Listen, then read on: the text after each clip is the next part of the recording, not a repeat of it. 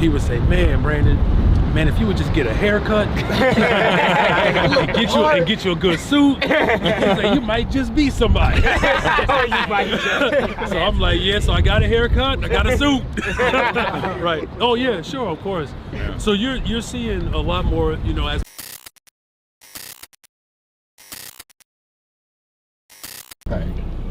Good? Yeah. What's up, everybody? We're back. We're on our way right now to link up with Mayor Brandon Johnson and the Jam podcast boys.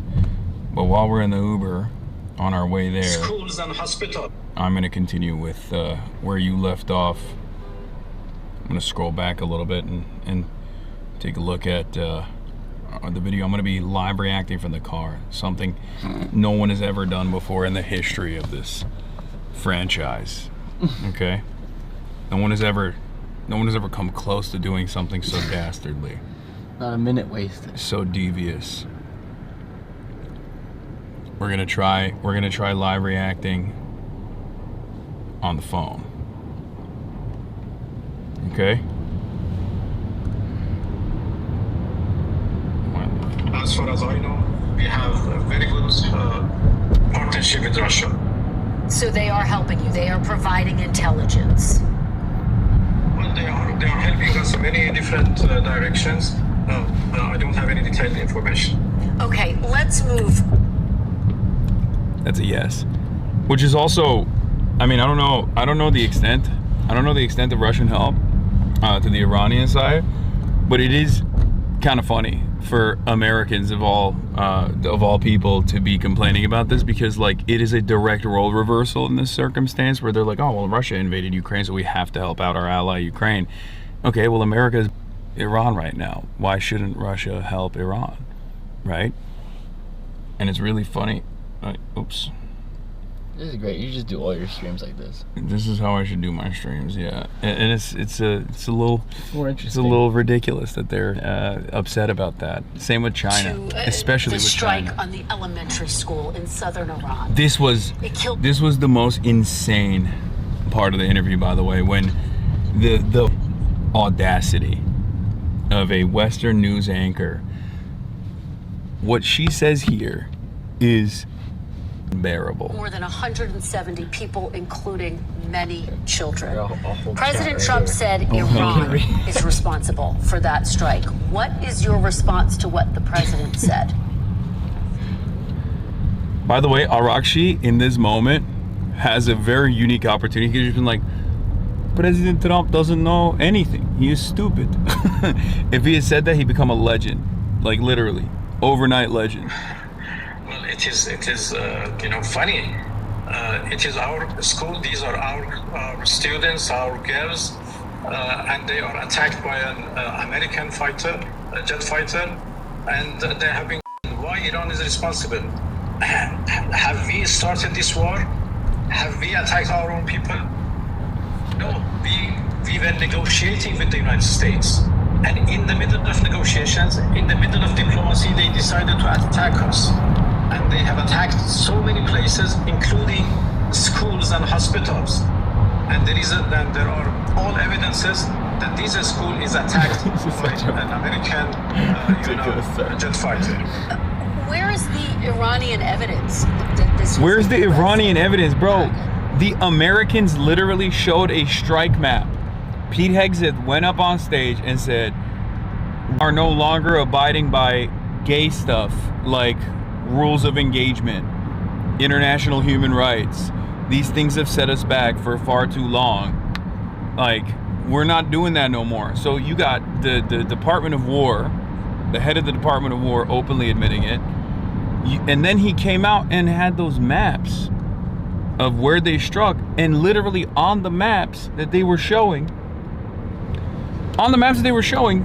you could see the Mina school right in between the two. To go to, after all of that, like you've basically gotten confirmation at that point. Oh shit, it's green again, it's glorping. Oh, why is it doing this? Is it just Okay. Okay, it's fine for now. I will fix the ingest if necessary. We're on it though. We're aware. We're aware of the problems. We're aware of the problems, Chad. I'm glorping my shit. Did you talk? Yeah. It glorped up again, and then it went back in, and it glorped up again. No whacker. It's the tunnel. It was the tunnel? This shouldn't happen with this backpack, though. I think there's something wrong with the backpack. All my steps. Chad, someone clip the glorp and send it to me so I can use it as evidence.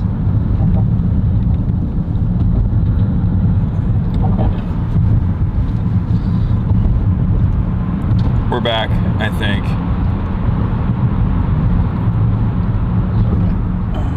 It's glorping time, or are we back? Check the chat. Okay. But as I was saying, before I got rudely interrupted by the glorp, you have almost complete confirmation, right? At this point, you have complete confirmation from the American authorities that they did that shit. And NBC Meet the Press is still like, well, what's the evidence? Like, what do you mean, what's the evidence? It's like the American government has basically taken ownership over this attack. All evidence from the American side points to the Americans being responsible for this. The Israeli side literally came out and said, this one's not on us. I know, I understand why you would think we, the school, you know, we're kind of known for that thing, but it was actually the Americans this time. So like, basically everyone is aware that this is the American responsibility, right? So the fact that they're still trying to ask these sorts of questions is so ridiculous. This is not journalism. This is propaganda. This attack, a jet fighter, as you say. Will you provide? If it was not you, if it was not US, then who was that? Maybe Israelis. It is obvious who else is attacking us. Well, let me move on to this question about potential. Let's just move on. I guess you have no evidence. Let's just move on. You kidding me, dude? Are you kidding me? Are you out of your mind? What the fuck is wrong with you? There is no real journalistic purpose there. Like, as someone who, covers this stuff fairly frequently, this is a big part of my job. That question has zero journalistic value. Okay, why are y'all posting links? He's obviously not looking. I am looking at the chat. I'm just not going to click on links for now because I'm live reacting. On U.S. ground troops to my colleague Tom Yamas, quote, "We are waiting for them." But President Trump says the condition for sending troops to Iran would be that Iran, quote, would be so decimated that they wouldn't be able to fight at the ground level. The Israeli technique, by the way, once again, churn and burn civilian areas, destroy the civil existence of the population that you're seeking to militarily dominate, and only after that go in with ground troops. Now, of course, with Iran, it's a little different. Massive country. It's not Gaza. It's a sovereign nation, which is kind of the whole problem from the American perspective, right? And therefore, they have set their defenses up for exactly this kind of predicament. This is the reason why the IRGC, the IRGC commander keeps doing fan cam edits, aura farming, being like, we are welcoming Americans into the strait. Please try to ensure the oil tankers. We would love for your naval assets to come into the strait, please. Just like they keep repeating over and over again, please come and militarily invade the country. That would be wonderful for us. We're waiting for it. The president right? Would you not be able to fight at the ground level, Mr. Foreign Minister? Well, at least it's not the case right now. For the time being, we are capable enough. We have very brave soldiers who are waiting for any enemy who enter into our soil to fight with them and to destroy them, to kill them and destroy them. So, and that will be the case in the coming days and the coming years, and always in our in Iran. We are brave people. We have a great civilization. We have defended our land for thousands of years, and we continue to do that as much as it takes. Let me ask you, because you have said that this was a war of choice. President Trump said one of the reasons for launching this war was that Iran, quote, already had missiles capable of hitting Europe and our bases and would soon. Have missiles capable of reaching America? Was Iran planning to directly attack the United States? Well, this is not true. This is in fact misinformation.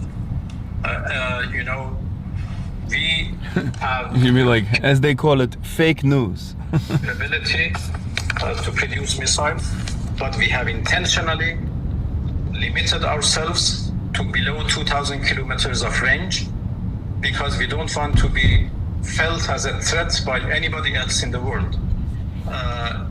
We have not started any plan to increase the range of our missiles Big mistake. more than what it is right now. So there is no evidence, there is no intelligence, nothing to indicate that Iran is going to. Same posture with the Democratic Party, which is, if they're going to call you a communist, then you might as well become a communist. They're going to say, "Oh, you have you have munitions that are capable of targeting U.S. soil." If you're going to have nuclear weapons down the line, you're going to need to develop delivery systems as well. That's just the reality. Now, that's for a future Iran, depending on what takes place. Can you tilt your phone a bit to the left? The HasanAbi doctrine is the only doctrine in realpolitik in a nuclear world. If you want to develop sovereignty, you have to have nuclear arms. It's that simple. It's clear that these guys can't rely on Russia either. Russia used to, when the USSR existed, Russia used to be the nuclear umbrella as a counterforce to NATO and a counterforce to the Western capitalist nuclear umbrella that was created. It created a semblance of security for countries that chose whichever side they were on. In the absence of such nuclear protection, nations that are especially non-aligned, if you want to call it that, because we don't have the Soviet bloc any longer. Someone said 346 Holy Toledo. Oh, we just passed a gas station. Holy Toledo. The price of gas is up, up, up. Haven't seen prices like this since 1976. Anyway, let's finish this interview. Long-range missiles, let alone those missiles who can reach the United States soil. All right, and of course, U.S. officials say that negotiations over this came to a halt, and that is part of why they moved forward with this action. Minister Arachi, thank you very much. We will obviously be tracking everything that unfolds very closely. We appreciate your being here. I want to show you something, because after those fires raged, there was actually rain here in Tehran this morning, and you can see here. This is the CNN guy that everyone's really mad at. All the Zionists are really mad at, because he's reporting directly from Iran, and be upset that Iran seemingly has more press freedoms afforded to a national from the country that's bombing it right now than Israel does with allied regions, allied countries, especially in terms of allowing them entry into Gaza. Of course, if you're a reporter, you can report from inside of Israel, and there's a military censor in Israel as well, and that military censorship applies to everyone that reports out of Israel, for the record. For those of you who don't know, before you say, well, Iran has tremendous censorship, it's true, Iran does have censorship, except so does Israel. So you can't show successful strike targets. You can't show the actual impact, the damage, if the Israeli government decides it's actually not good for propaganda purposes. And of course, with respect to Israel, Israel still has yet to allow any foreign journalists into Gaza. The only journalists that they've allowed into Gaza are actually state propagandists that they send with, security detail. They haven't since they relinquished control over at least 50% of the Gaza territory and gave it back to Hamas and the Palestinians. So ever since that has taken place, they've not allowed any independent reporters, independent journalists, independent investigators into Gaza as well. So of course, one is the barbaric Islamic country. The other one is obviously the most moral nation on the planet. The only nation on the planet that matters. As a matter of fact, no other nation matters at all. Am Israel Chai, Am Israel Chai, Am Israel Chai. But, just something to consider. But it is very funny that, like, people are mad. People are mad at any coverage whatsoever coming from inside of Iran. Because it makes it a little bit more difficult, and it also humanizes the Iranians. After those fires raged, there was actually rain here in Tehran this morning, and you can see here, because this is a white car, that the rain is actually apparently saturated with oil. You can see on my finger that it's completely blackened, and that's something that's been coming down for the better part of this morning. So of course that's all. Look at that. That's liberation. Liberation for the Iranian people in the form of melting their oil refineries, in the form of destroying their water desalination plants, trying to cripple the 93 million Iranian population's access to fresh water, to drinkable water. How nice of us to do that. How nice of us to engage in this kind of liberatory acts. So a concern for folks here in Tehran that there's this rain that came down that seems to be saturated with oil. On the whole, the lines here, I wouldn't call them massively long, and the authorities have said they are going to try and mitigate this problem, get fuel from other places to this area, but certainly for now you can tell that people are concerned about the situation. Of course I'm a little worried because fuel depots have been hit. Gas stations are a little more crowded. The line was very long. There was a very long line from here till the end of the street. It's not a big deal even if fuel runs out. I'll park the car and use alternative transport. Iran's Gulf neighbors report a new wave of strikes after the Iranian... Yeah. It has, it has been quite remarkable to see the coverage. But yeah, the Iranian people are they're very resilient, UCLA hat, possibly not credible. What's the credible reporting from Iran, you think? Like, what would be the credible reporting? People being like, we love it. We're either A, we're terrified because America's blowing our shit up and it's disgusting and it's awful and we hate it, or B, we love it actually, it's awesome, thank you for blowing up our oil refineries. I didn't even need that shit anyway. I'm a renewable energy advocate and also think that it should be the Knesset that decides who our next supreme leader is.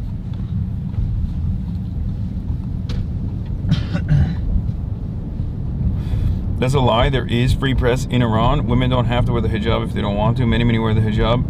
Of course, women in businesses, many women in universities, engineers, scientists. It's a little bit more complex than the way you're representing it. There are areas where the hijab restrictions have certainly been eased, obviously Tehran being one of those places, but there have been times, considering that it's still in the rules, where the military or the police force of the government can decide to use the existing rules in order to engage in the act of repression. And a good example of this, I mean, and thousands of people were arrested in the process, and many were killed as well. So to say that, like, the situation is black and white, oh, it's green again. Really? Oh no.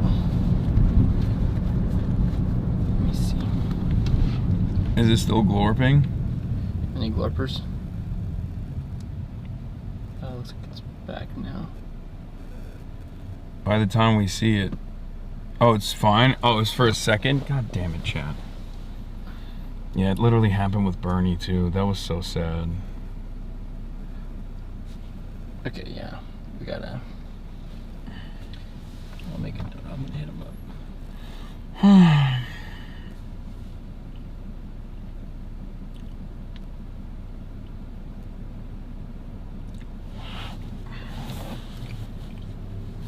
the West can put a standard on a population that had to liberate itself from Western hegemony is peak entitlement? Oh, for sure. Well, yeah, I'm just saying, like, from the perspective of, like, regular Iranians that are, you know, there are still plenty of regular Iranians that are in favor of this process. Like I said, it's like a 20 to 30 for the Ayatollah. But outside of that, there's also a lot of discontent, and that's an understandable discontent that exists, especially from my perspective. I mean, it's hard not to recognize that this is a system of repression that a lot of people consider to be unacceptable. I personally would be very frustrated and would absolutely fucking protest living under a system like that. It's glorping again. What the fuck? It's fine now. It's fine. Lol, chat flips out over the most minor shit. Well, it still shouldn't be happening. It's not the Rust Belt internet chat. It's our bag for sure. Yeah, it should not ever be happening out here. Yeah.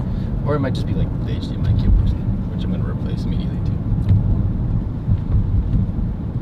But once again, that is a totally separate subject and utterly irrelevant in this conversation, which is why I don't even like bringing it up when we're talking about it, because I think many people use that in the purest Western chauvinistic ways possible.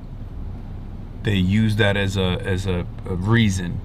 They want to bring that up specifically to be like, I don't like what America's doing, but also these guys are pretty bad. They had it coming, you know? It's victim blaming.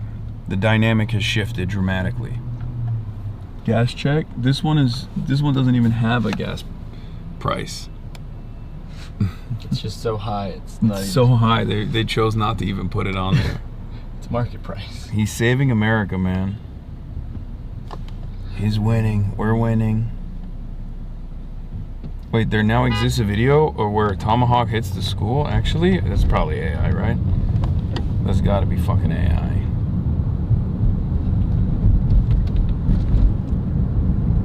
Iran has released a video of the strike at the girls' school. A U.S. Tomahawk missile is clearly visible, debunking the U.S. blatant lie. They also struck the same school 40 minutes later to murder those involved in the rescue effort. I don't know if there's actual visual confirmation yet. I'll have to look at it.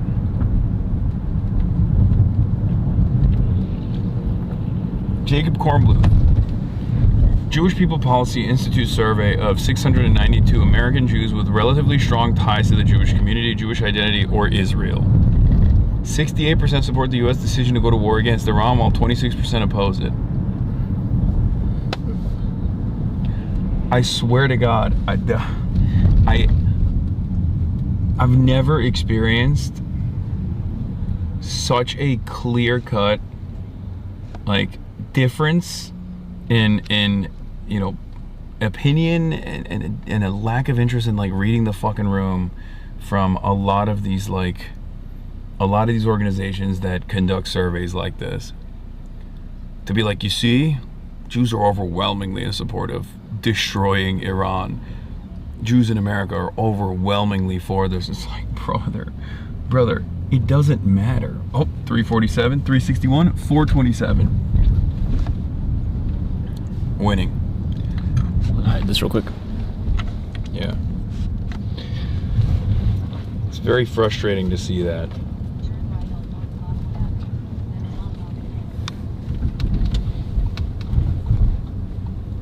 You're welcome, sir. Yep. Thank you so much. Yeah, wherever you want here. It's good. Well, I can turn it. Okay. Okay. He's fine, yeah? Yep. Yeah. Thank you. You're welcome. Thank you. Takma var arkadaş. Arkadaş. Eyvallah, eyvallah.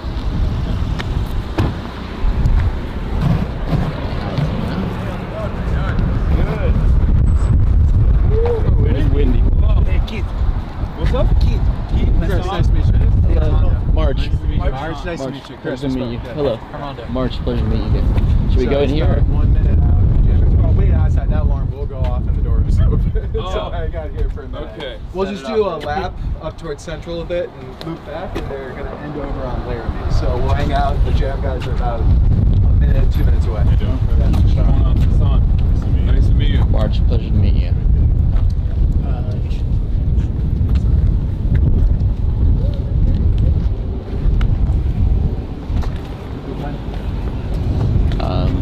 Should I show you? Yeah, sure. Here, we'll start. Because I have an intro as well. We're out here in the Windy City, ladies and gentlemen. The beautiful Windy City. It's actually a beautiful sunny day in the city of Chicago. And I will be hanging out with the mayor of this beautiful city, Brandon Johnson, in a brief moment. I have an introduction prepared and I have some questions prepared ahead of time. Shout out to Eric Hovagim for helping me out with this. Brandon Johnson, DSA, 57th mayor of Chicago since 2023. Brandon Johnson's a former organizer for Chicago Teachers Union, a social studies teacher. Unfortunately, Brandon Johnson's approval ratings have not been so high because he has gotten extreme opposition from Chicago capitalists. The capital owners in the city and also in the state of Illinois have been very aggressively coming after him since the beginning of his tenure. But Brandon Johnson is the 57th mayor of Chicago after a career as a social studies teacher, labor organizer, and Cook County commissioner. He's backed strongly by the Chicago Teachers Union, the Democratic Socialists of America, and progressive grassroots groups. He ran a platform focused on investing in housing, education, and community-based public safety rather than austerity or heavy policing. Since taking office, he's had to govern within one of the most complex political environments in the country while taking on his ops in city council factions, which include the very similar ops that you probably know from the Zoran situation. The police unions, let's be real, even though they are protecting, they're protecting us today. Wonderful cops. The real estate lobby, and also Rahm Emanuel, and dealing with tens and billions of inherited pension debt. His mayoralty has become a test of whether a popular progressive agenda can overcome the hurdles set forth by the capitalist class in one of America's largest cities. I'm gonna wipe the lens real quick. Okay. Oh, it's because of the scratch. There's a lens scratch. Oh. Give me 2 seconds. Okay. This might not work, chat. We'll see. That's crazy. Sorry for the flashbang, chat. Did that work? Nope, you're right. It's a scratch. That might be inside of this. What's going on? Are we? Yeah. Oh yeah. It's good to see you, man. Thanks for coming to Chicago. Hey. All right. You paid that guy, huh? You know, I was going to see a lot of that, right? Yeah. All right. So, what are we doing? We're going to be hanging out in here. I'm not in charge of this. I'm just Oh, okay. here on assignment. We're gonna do a lap or just waiting 1 minute? Hey, what's going on, man? All right. Good, brother. How are you?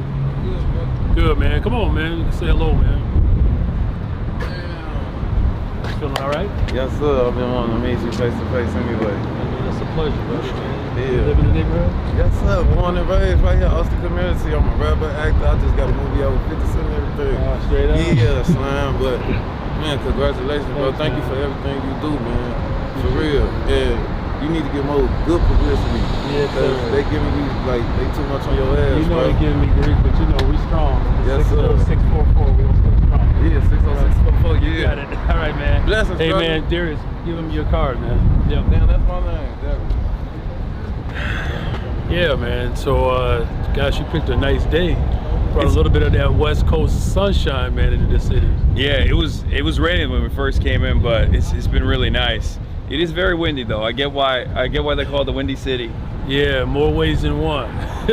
Yeah, for sure. So we're gonna walk around first. Is that what we want to do, or we can just wait here? It doesn't matter to me. But if you guys want to walk, we can do that as well. Yeah, we can start here. Yeah. We could start here, and then we can make our way in a couple minutes. So let's just talk here, and then we'll make our way. Okay. All right. Perfect. So what part of town are we in right now? So we're on the west side of Chicago. This is the Austin neighborhood. It's the neighborhood that I live in. My wife and I are raising our 3 children just a couple of blocks from here. We love it. It's a beautiful historic community.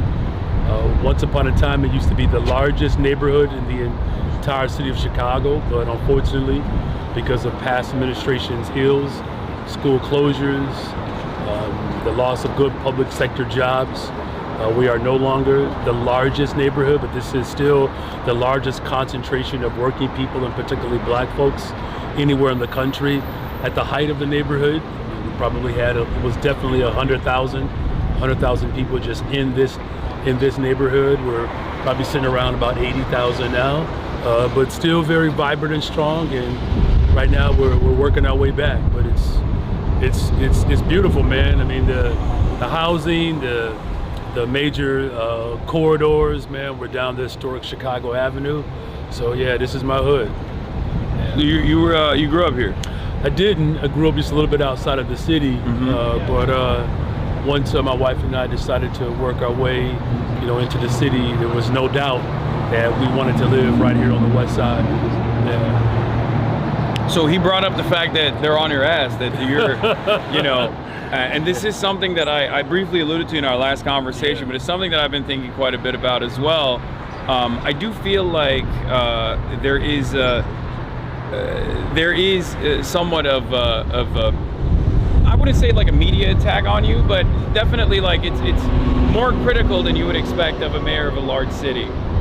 There are other mayors that have been in the spotlight in times of need, but they haven't received as much criticism as you have. Why do you think that is? Well, I mean, I don't know if there's one specific reason. I know that the city of Chicago is the global capital of the world, and the interests of corporations have long had their foot on the neck of working people and poor people. My election broke outside of that structure. I know that there are corporate interests that want to dominate this city, and I believe that as I continue to put forth the vision that is transformative, of course it's going to be met with resistance. Yesterday we said our final farewell to Reverend Jackson. He was a true example of someone who understood his assignment in Chicago, right? It's why when Dr. King came to the North and they knew they needed a strategist and an organizer in the North, they put Reverend Jackson in charge, and it wasn't like this. The power structure embraced, all of his ideals, man. And so we're still faced with many of those corporate interests that do not see the value of working people. And as long as we're committed to ensuring that safe and affordable communities can become a reality, I think we should just anticipate the corporate order to respond in the way in which they have, man. But I try not to allow it to deter me. Clearly, as you heard the brother, people see it, right? And it has not stopped the support and the desire for us to build our communities in a way in which I think, our folks expect. Yeah. Actually, let's talk about the funeral proceedings that took place for Reverend Jackson. He's a very important figure for American politics, very important figure for someone like myself as well, someone who I've looked up to and helped me develop a better understanding of American politics in general. I believe, hey, what's good? I believe that at the funeral proceedings, there were 3 presidents that came out and spoke. Yeah. And it was very interesting seeing it from the outside, like the way that they utilized the pulpit in that moment. And I wanted to hear, well, aside from what you think of the performance of Kamala Harris saying, it's an opportunity to say, "I told you so," which didn't land very well with at least the people that were watching from outside. And then I believe Joe Biden had some words as well. Do you feel like they were like real torchbearers for Jesse Jackson's legacy, especially considering that he himself had oftentimes been at odds with some of these people directly, including but not limited to even Obama at times as well? How did you feel about those speeches?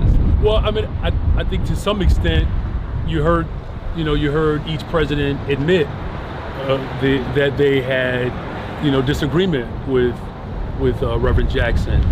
President Clinton said that explicitly, in his speech. You know, I think we're all clear that the so-called 3 strikes and you're out, you know, policy was incredibly harmful and detrimental to working people, and particularly black folks in particular. And, you know, I think what they all at least shared was that they were a beneficiary, you know, of his work, his legacy, right? I think that it's clear though, that we have not realized the full manifestation of what the Rainbow Coalition was all about. That's why I was very intentional about lifting up the fact that you know, healthcare for all was a part of the platform of Reverend Jackson in '84. Yeah. He was calling for a single-payer healthcare system where you did not have, you know, a system of winners and losers, right? Yeah. His stance around public education. I talked about the fact that it was Dr. King who understood the connection between labor rights and civil rights. He prophesied of the incredible potential that it had. So I think that as much as they possibly could, they wanted to take credit. They at least wanted to acknowledge they benefited. But you know, I think it's important that we push the fact that we have still not fully accomplished what that platform was all about back in the 80s. Yeah. No, absolutely. All right, well, the Jam Boys are here, so. What's going on? What's up, man? How you doing, Mr. Baby? What's up? Welcome to my hood. What's up, man?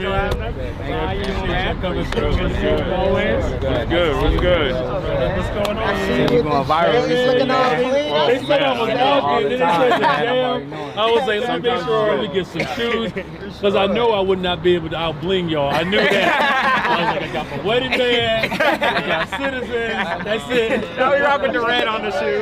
That's good. But yeah, welcome to Chicago again. Hey, y'all, man, I heard some of the conversation. It was very interesting. Yeah. We actually was just talking about it in the car. We were talking about the Reverend Jesse Jackson, like funeral and everything, the things that Kamala said, things like that. Yeah. It's massive. Everybody was in town. Like, oh man, wasn't that wild, man? Yeah. You know? Gustavo Petro was here. Really? Yeah.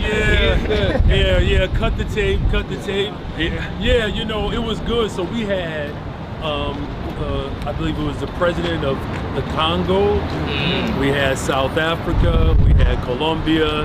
Of course, other dignitaries who were representative of these nations, man. But like Reverend Jackson, man, was just such a large, you know, political, civil leader, but yet, man, hey, what's going on, man? But he was also, man, so connected to the ground, man, and it was really just beautiful to see, like, you know, from a child care provider to a president of another nation. Just like to hear people celebrate his life and his story, man. It was very humbling. I think it was dope to see how many people came out, you know, showing the love and everything, like across the cities, like the sides of the city too, you know, like South Side came out, West Side came out, every side came out. So yeah, I think it was just dope to see all the love and support people have for him. I think if people forget how central of a hub Chicago is. That's right. You know, like I always think about it whenever I'll see like how many figures that I know of came from here, and whenever stuff like that'll happen, it's like people, the narrative on the internet is so much focused about like the things that you see on local news, regardless of who has the influence to focus on those things, but it's never necessarily about the broader impact. So I love like moments like this get to just kind of showcase what Chicago's all about. That's right. That's right. No, I mean, you had, you know, Isaiah Thomas, man, who, you know, another proud West Sider. He got called out for being a Piston, but it's like, my thing is, man, with him playing in Detroit, same thing with Mark McGuire, another West Sider.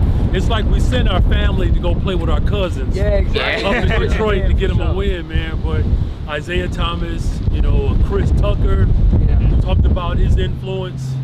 And I mean, man, everybody else in between, man. You had, you know, rabbis, you had, you know, leaders from Palestine, you know what I'm saying? Who were a part of it. You know, so it's a true testament of the global figure that he was. No, Jesse Jackson was a lion. Like he he did that. He did that shit. I think he discredit played a role. He played a role in like numerous hostage release conversations.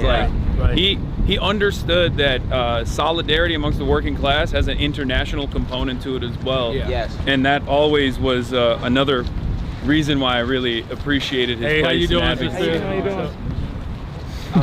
No, I appreciate. I think one of the things that I saw about Jesse Jackson, you know, all the clips started coming out, especially after his passing. Yeah. And one of the most important things that I seen was kind of like it kind of gave me inspiration for what like a future either left-wing political party or Democratic Party can look like. That focus on that unity among demographics, the interconnected struggle that all of them face. I feel like a lot of the times we get away from talking about the material things that could actually bring about those changes, at least on a national level. And I think it's a lot of stuff that we can learn from someone like him and a legacy like him, and even like taking that much further. Because like you said, we do still have a long way to go. Like I'm curious too, man. Especially because I got a birthday coming up. Oh yeah. And I'm tripping, man. So yeah, man. I mean, I guess, yeah, this is your invitation. Yeah, it's a good way to just throw it out there. But hey, what's up? I'm the oldest person in my administration. I'm turning 50. Oh, so we have with the exception of me, we have a relatively young administration. But I'm real curious, man. Like, how do like 20-year-olds and 30-year-olds see and view a Reverend Jackson? I think, at least the way I like a Jesus. Yeah. In a sense, because it's like, yeah, he's that guy. I think I was gonna say, yeah, same thing, kind of like in terms of like when you get older. Like when I got older, I started learning certain things about it. But like younger, like that was like that guy. Like, you know what I mean? Like my granny was talking about him, my mama was talking about him, everybody was talking about him. So. Oh, hey, how you doing? What's up? How you doing? Good. Thank you. How long you been doing business out here? No, you're welcome. How long? What do you? Oh, you got a whole big old. Oh God, I'm about to get I some. see here. Oh my Good. God, It's really nice to see you. Oh my God, have a good one. Have a good one. I'm sorry, you said. Nah, but yeah, it was just, you know, like growing up, you hear about them, and you don't really know much other than like what the effect of like my granny was talking about him, my mom was talking about him, the church was talking about him all the time. So it's like, you know, you kind of view him as like a legend or like a prominent figure for coming from Chicago, you know? You really like saw like, even with his death and the funeral, you saw the unity really happening after that. Like I'm really seeing like the internet blowing up over it. Yeah. It was crazy. Yeah, it was crazy. I don't know, I think... It's always that one guy. Always that one. Yeah, it's like, Mama, we would have been on time. Yeah, for sure. I mean, what do you think? Do you think when it comes to someone like Reverend Jesse Jackson, do you think it's and I want to hear from both of y'all, do you think it's a positive thing that the younger generation looks at him like that, or do you think we should kind of pick it apart a little bit more and go deeper?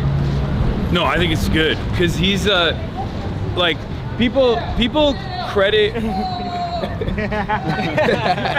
So people credit Bernie Sanders in 2016 for like the rise of you know, self-identifying socialism in the country, but I think like Jesse Jackson in the 80s was doing that, and it's something that Bernie Sanders also has always acknowledged as well. Jesse Jackson also endorsed Bernie too. Yeah. So like there have been, I would say that, you know, we've had periods in American politics where we had a much more radical approach. Yes. And much more militancy, labor militancy, different groups that were engaging in direct action in ways that were really impactful. But Jesse Jackson basically continued that legacy and continued carrying the torch of what the Black Panther Party was doing, the Rainbow Coalition. And I think he was an exceptionally important figure in American politics, and that's part of the reason why they engaged in a lot of whitewashing of his legacy. Because it's frustrating. You see that with MLK, and then the worst version of that is just like a lack of recognition at all for Malcolm X. But it's obvious to me that with Jesse Jackson, I feel like they're hitting the MLK whitewashing on his legacy as well. To just say like, oh, he's he wanted to unite everybody. It turns into just like with MLK, it turns into like I had a dream. You know how like racist people love using that to be like, oh yeah, MLK wanted no anti-white racism. That's what his that's the only takeaway you should get from MLK's legacy. They kind of do that with Jesse Jackson a little bit too. Yeah, I'm gonna pick it apart a little bit more. Maybe that's the social studies teacher in me. I hear that. You know, I do believe that there is a strong value for Reverend Jackson. I will say that, you know, a prophet is not always well received or received at all in their own home. I had a chance to hang out with Reverend outside of the city of Chicago.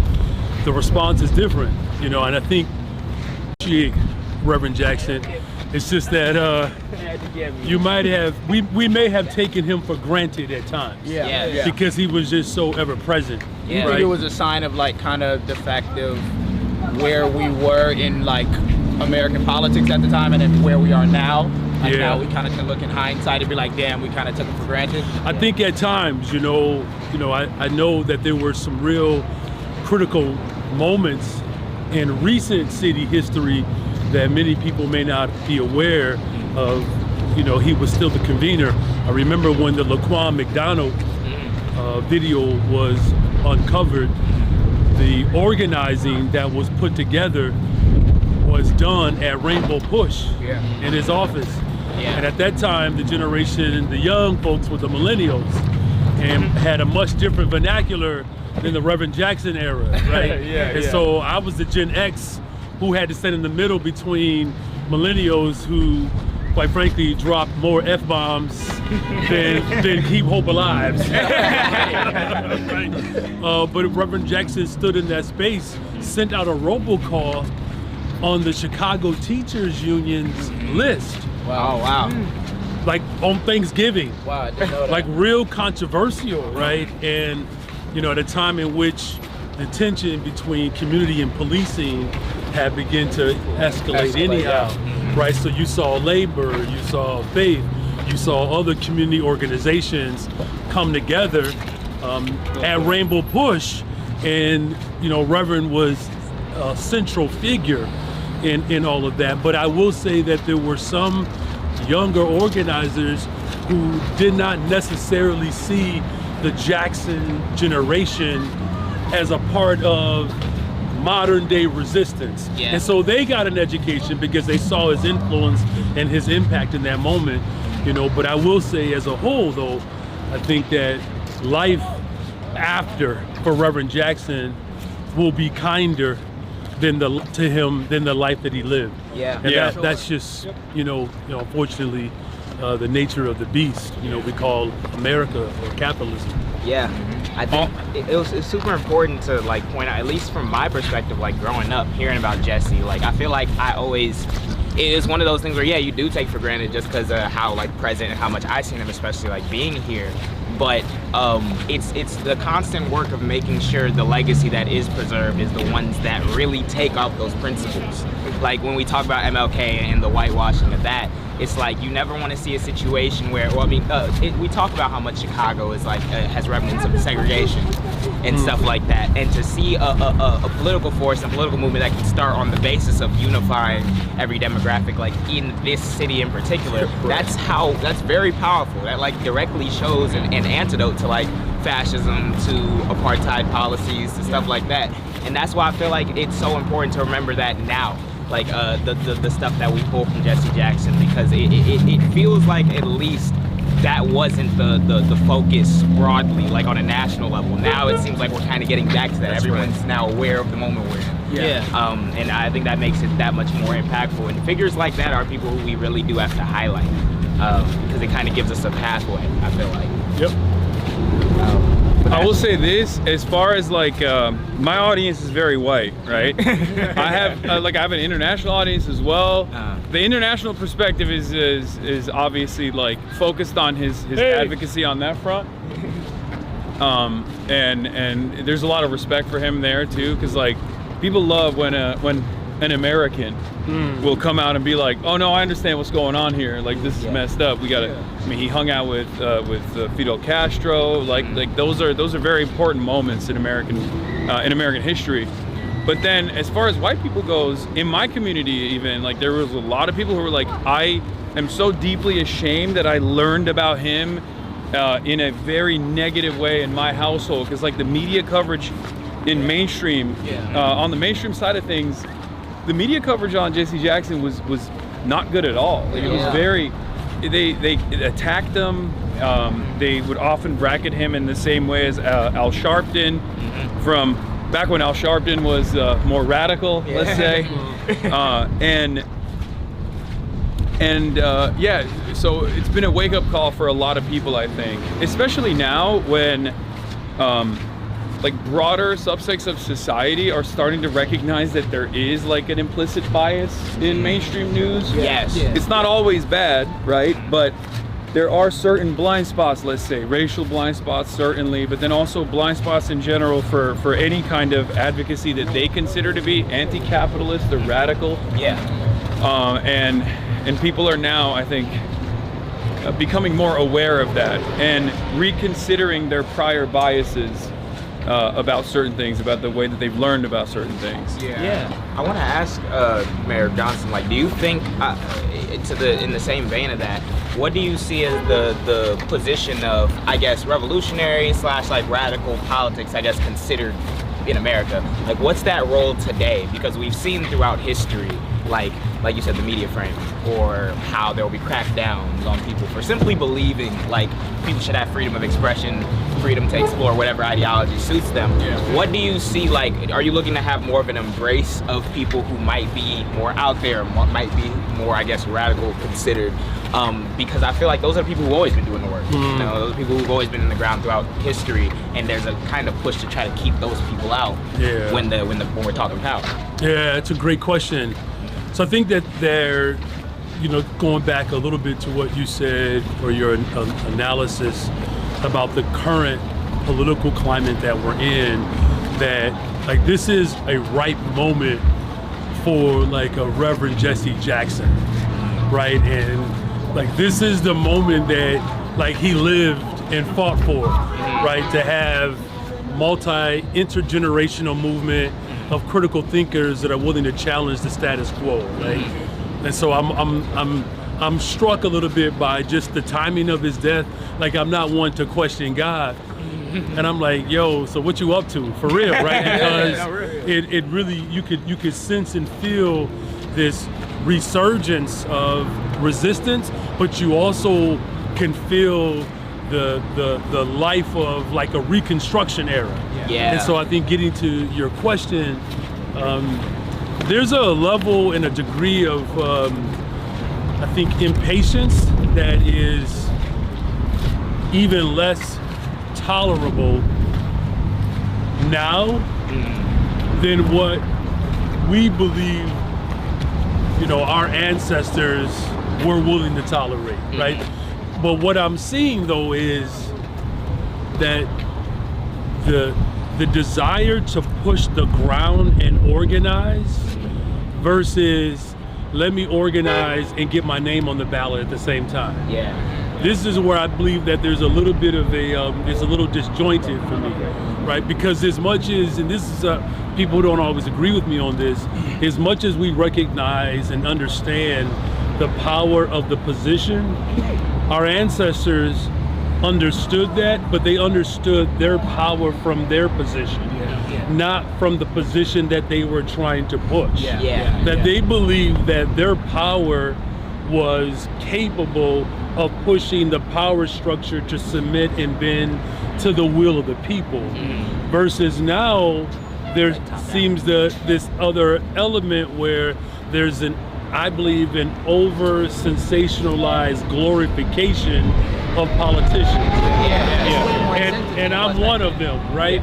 And it makes me, like, frankly, a little concerned just from an organizing perspective that if the only motivation that this generation has to organize is to be an elected official, then I believe that we may not have our assignment complete. Again, I'm not saying that we should not run for office, right? Because I did that. I went up against powerful machines in this city. Yeah. Just for the record, I've never lost an election. I just want people to know that. You know, while y'all out here like trying to run game, brother hadn't lost, right? So, but with that being said, the reason why I believe that I was in a stronger position to prevail is because I had begun to lay the groundwork in this very community, right? Yeah. You know, standing up to powerful structures that were closing down schools, that were laying off workers, right? I was a part of a hunger strike, taking arrests, right? I mean, put real skin in the game and had no real desire, quite frankly, to run for office. It was just one of those things I'll never forget, because Rev was a person who would come up to me. I think you'll appreciate this. When I was out there organizing, he would say, man, Brandon, man, if you would just get a haircut and get you a good suit, you might just be somebody. So I'm like, yeah, so I got a haircut, I got a suit. Right. Oh yeah, sure, of course. So you're seeing a lot more, you know, as you know, this is an avenue that, you know, some community organizers who are, you know, really attached to business see Chicago Avenue as like the should be the main, you know, corridor for the city of Chicago, is Chicago Avenue. Yeah. So they're gonna name it, well, they have named it Soul City. Oh yeah, So we got some housing development. This is good. We got more small businesses that are coming through, and then these pop-up shops like this. Oh yeah, I love these like green areas. Oh, is that? I love like green spaces like this. We will talk about it so much, like even when it comes to a community aspect and like a safety thing. I feel like a lot of the things that are missing right now, we talked recently at the Chicago Teachers Union, and what we basically talked about is like, how do we break down these silos? Like it feels like a lot of the last like maybe decade and a half of kind of like austerity politics that privatize, close down like public spaces. We've kind of all been through that, and there's a lot of apathy now. But like I stress the importance of even little areas like this. Like it's so nice to come outside and like feel like you have a place that you can just stand, chill, maybe play a little basketball. And people don't understand how long a way that goes. Oh, it's a huge contributor to transformation. In the summertime, I mean, you're gonna see like areas like this all over the city, like literally popping. I mean, we put, you know, $1.25 billion bond investment for economic development and housing in Austin. Just, you know, again, between Chicago Avenue, there's development down Madison. You know, for the first time since the King riots, we've seen like real economic, you know, development. And just for the record, I know we're gonna take a picture, and I mean this with all sincerity. Reverend would have loved y'all. I'm telling you, man. He, like, if he had, you know, the strength when he was going through to be a part of the jam, man, he would have loved it. In fact, even though he did not have all of, you know, the functions that he had, you know, when I got a chance to learn from him, you know, he probably would have still come through, man. But I know we're proud of you as a city. I know as you all's, you know, platform becomes bigger than this guy's here. We got 9 o'clock. We need all of Brother Piker's followers to follow the jam. Right? But no, he really would have had a great deal of respect and regard for y'all, man, because he believed in like young people being on the ground and like speaking truth to power. So, yeah, we appreciate you even bringing us out here. Like I feel like it's so important to like highlight sides like this, because it destroys the perception of what like people think Chicago is. Like people think it's dangerous. When it's like, bro, this city is beautiful. There's dangers in every city, bro. They act as though it's not dangerous in every single city. Like I told my mom, I was like, I'm gonna come out here for the street. She's like, Alan, be careful. I'm like, Ma, it's the mayor. You know, me and Hasan were talking about it last time you were out here about how like part of it is also the plot. You know, you don't want everyone to come move into Chicago. I feel weird about showing how nice it is. I'm like, no, guys, it's bad. Don't come here. Well, I mean, I think that's changing, man. And you know, look, we have to tell the truth as well. Like, I'm not gonna act like in 3 years, almost 3 years since I've been mayor, that, you know, we have turned everything around. But we have turned the corner though. Right? And it's progress that needs to be highlighted. Exactly. All right, so we'll do a quick group photo here, and then we're gonna walk towards Laramie. We have about 5 minutes left. Okay. So looking at Hasan. Behind the shoes. 1, 2, 3. All right, so let's walk towards Laramie. All right. how long you in this? How long you in? We just say the city. That's how everybody say the city. It's like it's only one. I'm, so how long are you in the city? I'm here for just today. I was here delivering a speech at Northwestern University last night. And then I was so tired. I feel like I didn't do that good of a job, but people seem to like it. But I'm leaving tomorrow morning. Okay. Yeah. Okay. So I hope you've enjoyed your stay and your time here. Just over on the other side here was more affordable units that we built. You can always see more signs of the Soul City corridor popping up, because we want to make sure that just like in any town, you'll have a Chinatown, a Greek town, a Boys town. What's the Soul City corridor in Chicago? And I got to give a shout out to AAA B&A because they see Chicago Avenue as the premier avenue that highlights the beauty of our city. Yeah. All right. Well, I have some questions for you, if you don't mind. Chicago's been historically been run through a close relationship with the city government and major corporate interests. But you came in with a philosophy centered on labor and community investment, as we talked about last time. How is the business community responding to recent developments by City Hall? Yeah. Well, I know something about that. Well, I want to say that, look, we are definitely the global capital of the world. And I believe that business interests and my interest is to make sure that we have safe and affordable communities. What I focus primarily on is, hey, good afternoon. What I focused on primarily is making sure that we are building safe communities, because that's good for business. And we have the brand new stadium, Chicago Fire, we're building. On the west side of Chicago, the 1901 project outside of the United Center. That's a multi-billion-dollar project. On the southeast side of Chicago, where the steel mills once existed. Speaking of labor, no development there in over 30 years. We have Psi Quantum coming out that way, plus a brand new hospital with Advocate Health, $100 million investment. So business recognizes that this is the premier location. The city of Chicago Metro, once again, the top destination for corporate relocation and expansion for 13 years in a row. Voted the best big city in America. So business interest recognizes, that this is the place to do it.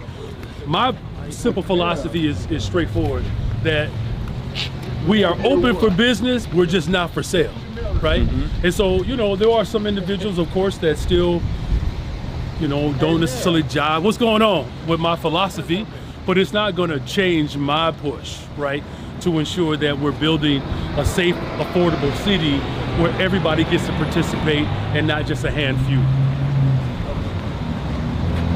So it's a delicate balance to strike, but Chicago's business elite obviously still has a domineering force on the city's economic power.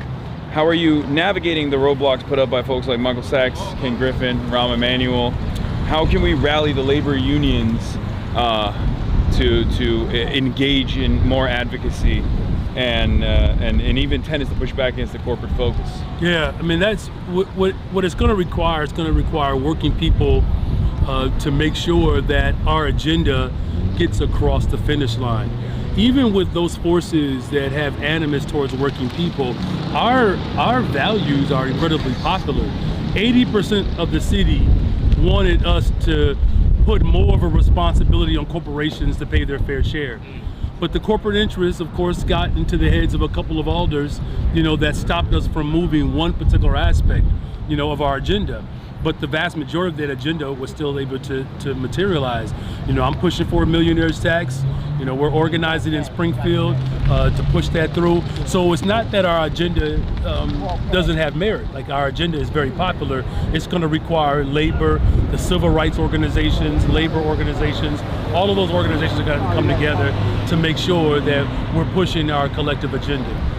All right. Okay.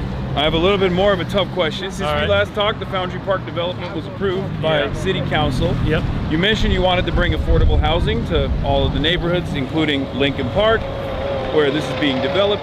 It sounds like it's going to bring 1,000 new homes, including a handful of designated affordable units, but the developer seems inclined to make a payment of $7 million to the city instead of building the 42 affordable units.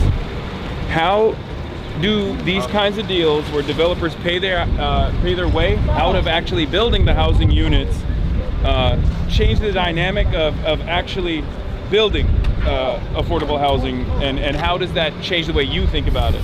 Well, it's not going to change the way I think about it. We're continue to push, the developers to make sure that at least 30% of the units are affordable. We know that there are loopholes, of course, that they try to draw on. We're repurposing downtown office spaces into affordable housing, right? So of the 1,100 new spaces that are being converted into housing, 30% of them will be affordable. So that drive is going to continue. We do know that there will be some that will try to push their way through that responsibility, but I'm on pace now to build 10,000 affordable units by the end of my first term, and we're going to keep pressing. How do you feel like the affordable housing development reinvigorates the economy? If you had a message for some that would say, oh, this is going to bring poorer people, like mixed income people into this neighborhood, change the dynamic of the neighborhood, because that's like one of the common points of criticism against affordable housing development. How would you go about identifying those issues and explain to people that it's not an issue at all? Well, I think the first thing is to highlight that many of the new development, these developers have committed to building, and to creating affordable units as a result of these investments. But also, I just want to lift up the fact that whether it's through our missing middle, where we have owner-occupied housing, right, where people are living on one level and renting the other levels, to make sure that we're building long-term sustainable generational wealth. The message is that it benefits all of us. To ensure that our economy remains diverse, you have to have working class people in here who are going to send their kids to the public schools, who are going to rely upon the public transportation system, who are going to shop at the local businesses. It works for everyone. Yeah. So last month you signed an executive order calling on police to investigate federal agents accused of misconduct after ICE wreaked havoc on Chicago. How has the ICE situation evolved after the last few weeks, and has there been any accountability for the damage ICE has done so far? Well, there certainly has to be accountability. That's why I signed the executive order in the first place. Yeah. Because as you know, we're living in unprecedented times, and we do not have a clear pathway, from the federal government to ensure that there's accountability. People have the ability to push for accountability. That's what the executive order was designed to do. Look, here's the bottom line. We know that the Trump administration has been incredibly reckless.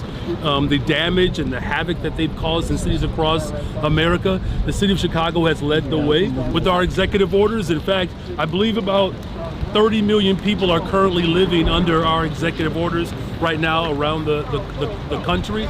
But the evidence that is collected in cases where brutality took place, we want to make sure that gets to the state's attorney so that the state's attorney can decide if they want to pursue as well as prosecute. Last question. All right, last question.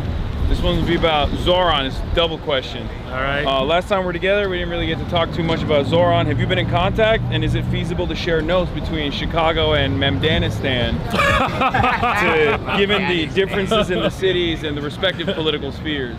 Yeah, well, we had a text exchange a couple of weeks ago. Right now, we are in the process we're forming sort of a mayor's coalition, much like district and state's attorneys have formed to fight back against federal overreach. He expressed a desire and commitment to work with the city of Chicago, Boston. We have Seattle on board. We have Oakland, Mayor Lee, Mayor Bass, and Los Angeles as well. So, now that, the services for Reverend Jackson have passed, we're going to begin to have some more meetings around what type of ideas, to your point about sharing notes, that's working in Chicago and other cities like New York, that we can share those ideas, and then we can actually move them simultaneously versus in silo. Yeah. Okay, and then the last one was there's a concept like sister cities. I don't know how much I don't know how much the mayor gets to have a say in that process. Does Chicago have a sister city? Have you thought about like expanding Chicago's international reach as the global capital? Yeah. And maybe highlight a community elsewhere, whether it be in the past.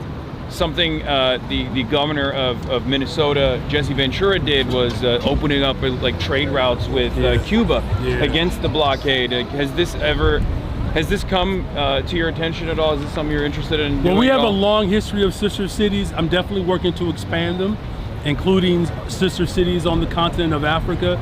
You know, look, we have to grow our collective response to one another.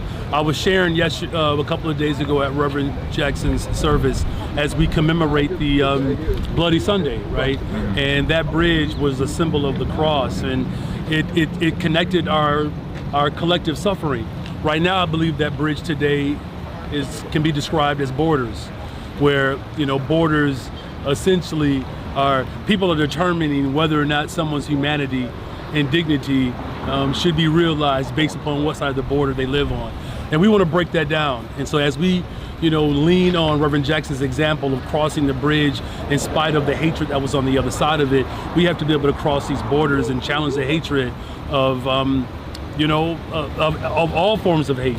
So we're looking at definitely expanding sister cities and, you know, making sure that the city of Chicago remains as a main footprint as the global capital of the world. All right, right on. Thank you so much. Thank you as well, man. I appreciate you understanding the uniform. Appreciate it. Up and down. We just got one more step to make.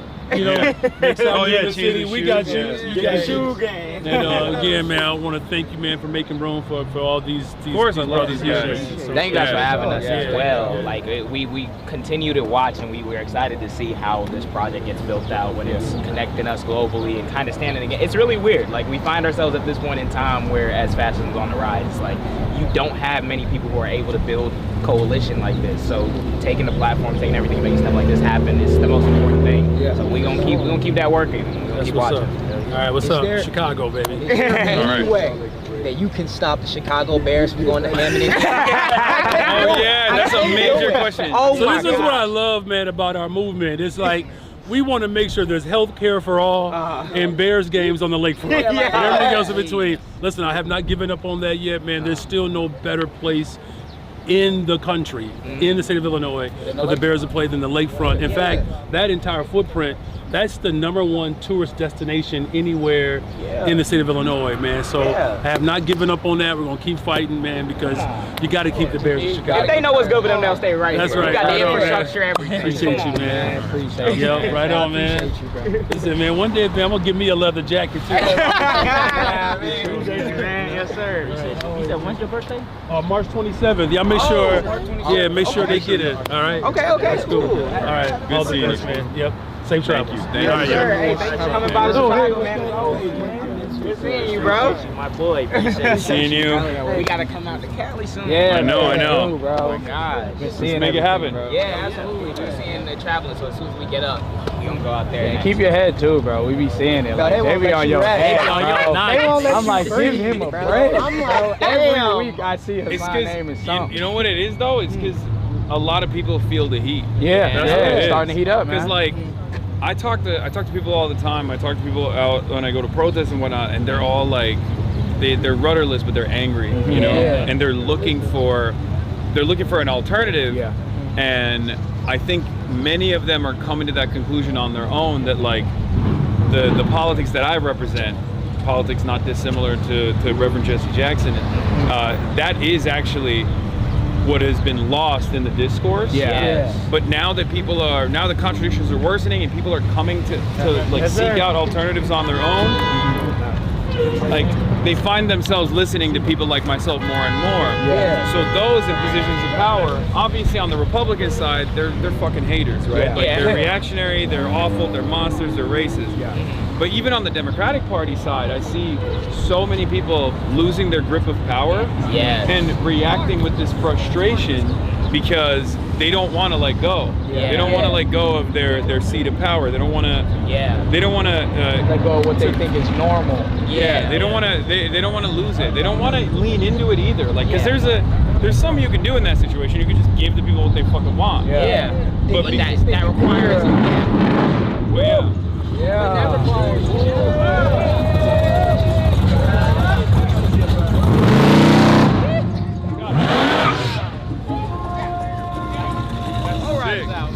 Sexy as hell. Appreciate you. Hey, nice to meet you, man. Thank you. It's good, right? Appreciate you, man. Appreciate you. Yeah, all right. Appreciate y'all, man. Appreciate you so much, bro. Hey, appreciate it. Until next time. Yes, sir. Yes, sir. Until next time. Appreciate it. Nice to meet you. Appreciate y'all. Thanks so much. Yeah, appreciate all of you. Nice to meet all of you. Thank you, man. Thank you so much. Yeah, have a good one, guys. Nice to meet you, man. Nice to meet you. Oh, you want to take a photo? Yeah, let's do it. But yeah, no, I feel it though, because I feel think about how much it's actually. Yeah. I was Bernie Sanders senior, so this was Hell yeah. Any big fan. That's the selfless aspect of it. All right, what's the move? We're waiting for the Uber. Okay. Just give me 10 minutes. Yeah, I called it. What's up, man? I'm a fan. I've been watching you since you had that studio apartment. I wanted to give you that. You like Jujutsu Kaisen, right? I do. Yeah, I just won that today at an arcade, so. Oh wow, spent like thank $50. you. You want to take a photo? Yeah, sure. You gotta hold it. You don't need to give this to me. You can keep it. It's just okay. I don't like Jujutsu Kaisen. Oh, you don't like Jujutsu Kaisen? All right. That's what's his face in Jujutsu Kaisen? You don't like Salmon. It's alright. It's good. It's good. It's just not for me. It's just not for me. So what's your one? Like, what's your favorite one then? I can't say it. I'll be a degenerate. No, it's the Neon Genesis Evangelion, but I've watched that when I was like in high school. That's not degenerate. That's fine. Bro, it depends though. This one's he's such a dweeb though because he's got like an asthma inhaler. That's his like. Oh yeah. Because he has to fix his voice. It's a throat medicine. Yeah. Keep up the good work. I really appreciate you. I've been watching you I think 6 years. Hell yeah. Nice to meet you, man. But yeah, that's on the west side. That's the reason why they're chirping. Wait, so this is this normally the area that people call South Side? Like outside of Chicago? It's out west. Yeah, so South Side is more where we came from. South Shore. Yeah. But he came from Austin and out here West Side. Even Josh Doss came out from West Side too. Yeah. So like, it's nice community. Like rock with y'all come in and just getting to like chill because I mean it is Chicago. Yeah. Chicago's always chill, but also like embodying that spirit of kind of pushing those politics forward. Yeah. Like I see it, and it's weird because as I'm paying attention to like the elections here, you see just how many candidates, like they all Democrat. You see how many are bought out, how many are corrupt, how many X, Y, Z. Yeah. And it's like this is now it's a flashpoint. You know, the generations are here. We're kind of ready to have our say. So it's like it's either you get out the way or you join in and get the people what they want. Yeah, bro. It's so fire because to have that conversation, you gotta come to places like this, like on the ground. Yeah. Really show people. For real. You can go ahead. Yeah, you go ahead, man. But nah, that's legit. Yeah.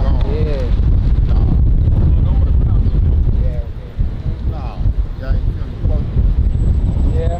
He said he wanted to say something. That's why. He did. Yeah, he wanted to say something. Brandon Johnson. Yeah.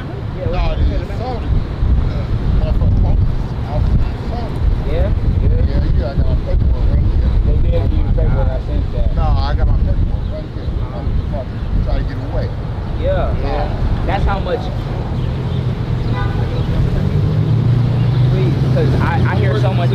Yeah, I hear so many news stories like all the times about how much like CPD got to shovel out for settlements when it comes to that harassment and assaulting people. I don't want to point the camera at strangers chat. That's why I'm not. Shit, they almost hit us with their car. Yeah. Okay. We're about to get picked up. Who you off to after this? Just back to the hotel to keep covering the news. Oh yeah. It's a lot of all the stuff. There's a lot of stuff going on. You'll still be live when you go back? Yeah. I'm about to like find a way to start live streaming, man. There's so much news, so especially much coming shit. out. He does it already. He be going every single night. I gotta make a clip when I get back because we were talking about Iran and we were talking about the escalations. I was literally telling them yesterday how the U.S. is escalating like the fight in that regard, and then I refreshed the page like Instagram, and then that was when the bomb threat came through on the bomb threat, not for John, it was for the plane. Oh, the Southwest. The Southwest plane, and I was like, bro, it's like we're gonna see a lot more of that, bro, because Iran is, especially because Trump and them are trying to portray it as like they giving up, they surrendering it, bro. Iran is not going for none of that, but bro. the thing is, this is what you should be on the lookout for. So like, What will probably happen is now the FBI is not collaborating, apparently, according to some sources, with the local law enforcement on like terror threats, like pushing for terror threats. Because I do feel like there is not a lot of appetite for this right now. Yeah. Because most people are like, "What the fuck are we going to war? Especially all the shit that's happening now. Yeah, and it's like, and obviously the MAGA base is like 85% on board because they're fucking cattle, but Cold. Yeah. Same niggas that was like, no new wars. Yeah. They very quickly, bro, right before Iran was bombed, they were polling them, and they were at like 30%. Because they're like, terrifying how fast they will shit. And then one day after, immediately 55%. 2 days after, 65%. Right now, it's at 85% support in the Republican base. That's ridiculous. That's why just bending over. That's why, and the word is, anybody who's saying that we should be siphoning off Republican votes as an election strategy is an unserious human being. 85% support. You can't get those guys. I mean, you can get those guys, but just being like, look, man. Yeah, like you know, all this stuff is crazy, but like, do you want healthcare or not? Like, that's it. That's like, you know what I mean? There is no like, oh, I'm gonna bring Liz Cheney onto the fucking main stage, and we're just gonna be like 35% less racist than they are. Even with Gavin, I'm like, gang, if you hope to get that constituency, that's like, they gonna go for Republican anyway. All you do is teach your guys, like your centrist base, your Democratic base, that like there's legitimacy in the argument that the opposition is making. When literally there is none. No, we were at the teachers union. Shout out, bro. But we was at the teachers union, and the dude was like, a heckler basically came. It was our first live show. Heckler came up and was like, y'all shouldn't mention neoliberalism because we supposed to be working together with everybody. See, y'all be using them terms and segregating people. And then we're like, and then after the show, he went up to us and he was like, I don't even identify as black. Yeah, he was like, I don't even identify as black. So, I wasn't sure where bro's political affiliation was. It was so funny because Josh was about to move on. And I was like, nah, we gotta say something about this. So I was like, I don't identify as black is crazy. Because it's like, it doesn't matter. The person with the gun, the police officer identifies. You think they gonna be like, he not black. He a human, man. But the broader point that he was bringing up, and it was priceless to me, the broader point he was bringing up, he was like, y'all, because he said like the Nazis are at the door. You're trying to find common ground with people who are like Nazis, and he's like, and he goes, well, you know how the Nazis came about? It's because they was labeling.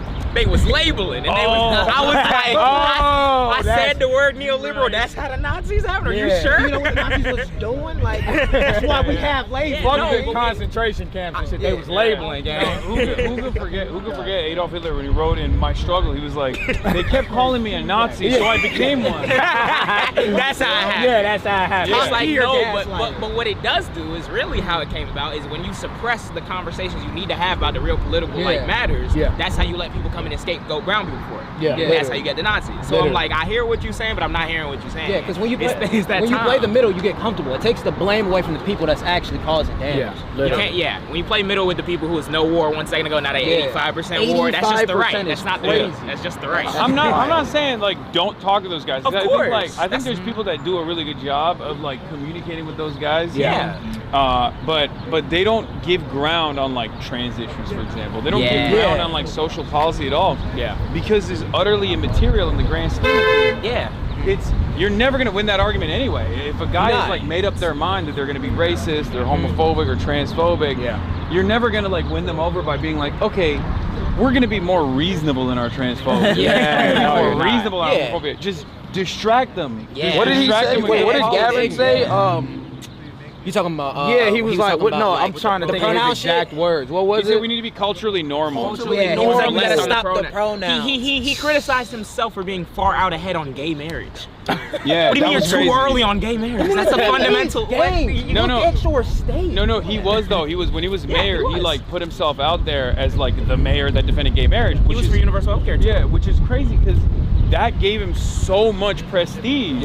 Like he leaned into that for years and years, and now he's like, now that I want to be president, you know, maybe we shouldn't let these fucking gays get married. Like that's crazy. I don't think I genuinely, and we were just talking about, I don't understand the rationale behind understanding that only in the entire general election, it's like 130 million people on both sides, right? Between Republican votes and Democratic votes, like 130 million people. Why? There's 400 million people in this country. Why the hell are we trying to like? Yeah, the plurality doesn't vote. It doesn't make sense. Yeah, literally. And sure, like the Electoral College plays a role in that too. But like the reason why most people that could go out and vote, that could potentially swing votes in favor of one party over the other, they just don't see like a significant policy disagreement that changes their life, or even if they see the marginal differences, they're like, this is not, like, they're not gonna push for it. Yeah, my life's gonna suck anyway. Yeah. And when you see the uniparty principle on things like Israel,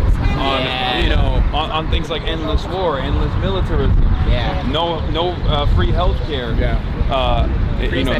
no money for education, only money for bombs. Like when people see that, no matter how stupid we consider the average person to be, they are kind of woke on that shit. They see it. They're like, okay, what am I supposed to do? Y'all bullshit. It's theater. Literally, it's theater. I gotta go to work. I gotta go to work every morning. It doesn't matter. It doesn't, like, this is not gonna change my life. I'm not going out to vote. And people get real mad about that. They're like, how dare you? You're engaging in, how people was mad at you. I'm not voting for Gavin. You're doing voter apathy. I'm like, no, I'm trying to fucking light a fire under the asses of people, because I understand where that voter apathy comes from. I'm gonna say, I'll tell you, that's the number one driver of voter apathy, is that they take a while to get out here, for sure. Traffic. This is a minute. Y'all got a minute, we got 12. Damn. That's that traffic. I'm about to go right in this beverage. I'm about to go to that food truck. I'm about to get Baskin Robbins. About to light this blunt. He said Baskin Robbins. Gotta go get some ice cream, boy. I haven't been a Baskin in a minute. Hey, hope you enjoyed it though. Chicago, you gotta come out here in Cheyenne, man. Cheyenne. He's gonna come in the summer. It's so dope. See the water. Yeah, this is our first warm week in like a couple months. So when it get hot, 65. When it get hot, it get crazy out and here. They're gonna drop right back down to 42. Cause I swear we had one hot day and then it started snowing. Shit don't make no sense. Midwest. It was dope though. We appreciate the invite as well from all of y'all. We appreciate y'all coming through. I love that the mayor fucks with you guys heavy. Bro, it is so crazy. It's so crazy. So much love. He doesn't fuck with me. He's like, oh, the Jam Boy's gonna be there? He judged your shoes. He's on your ass. He a real Chicago nigga for sure. For real, That's funny as hell. But nah, it's really unique getting the opportunity to kind of like, be a part of the conversation. Hope try to inspire some people. And the fact that him and Edmund rock with us, I'm like, all right, bro, that's an ear right there. That's and then they also rock with you enough to even have you here. Have you here? Yeah, of course. Let's go. My car's over there. Oh, okay. Yeah. Parked in there.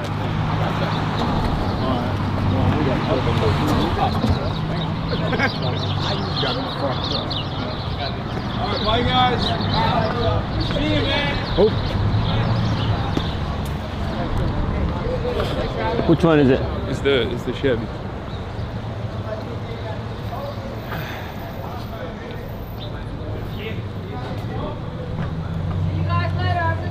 Bye.